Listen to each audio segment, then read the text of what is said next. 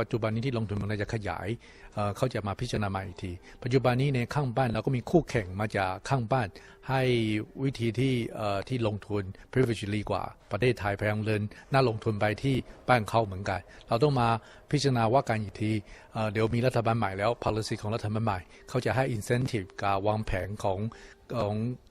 ภาพพจน์ของเมืองไทยจะไปทางไหนแล้วเราจะมารู้ว่าผู้ลงทุนอยู่ในประเทศไทยจะขยายไหมการลงทุนผู้ลงทุนใหม่จะเข้ามาอีกทีเปล่าเรื่องนี้จะเป็นหอการค้าต่างประเทศก็พยายามวางแผนให้ผู้ลงทุนใหม่คนที่ลงทุนปัจจุบันนี้เข้าใจเหตุการณ์ในประเทศไทยก็แน่นอนสมมติมีรัฐบาลขึ้นมาอันแรกต้องอธิบายให้ทั่วโลกได้ว่าความเชื่อถือของเศรษฐกิจกับ policy ของนักลงทุนจะเป็นยังไงแล้วจะเดินผู้ลงทุนเข้ามาในเมืองไทยได้อีกทีแต่ผมคิดว่า image ที่เราเสียไปกับปัญหาที่เรามีอยู่ที่เครื่องบินที่ผ่านมาเราต้องอธิบายใหม่ต้องสร้าง image ใหม่ไปให้ผู้ต่างชาติในต่างประเทศครับ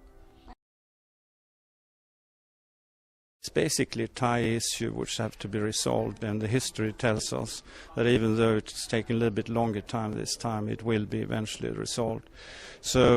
as far as my business, or most of the the Swedish business here, we have a confidence for the long-term future. What we're worried about, if it drags on for a long time, that will have an effect on long-term implication when it comes to foreign investment, which will not be good for Thailand. So we need to get a functional government in place so that the confidence can be brought back. And hopefully the events which taken place here the last 2 days, so on, I hope would be in line with resolving these issues. Be done about that. Another concern for us, in particular the European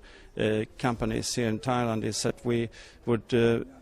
see a delay in the free trade agreement with Europe, which we think is something which is very important for promoting European investment in Thailand, and that's a worry. And in order to be able to go ahead with such an agreement, which by the way have the support from all the political parties, but in order to go ahead with such a negotiation and conclude such an agreement, Thailand needs to have a functional government in place.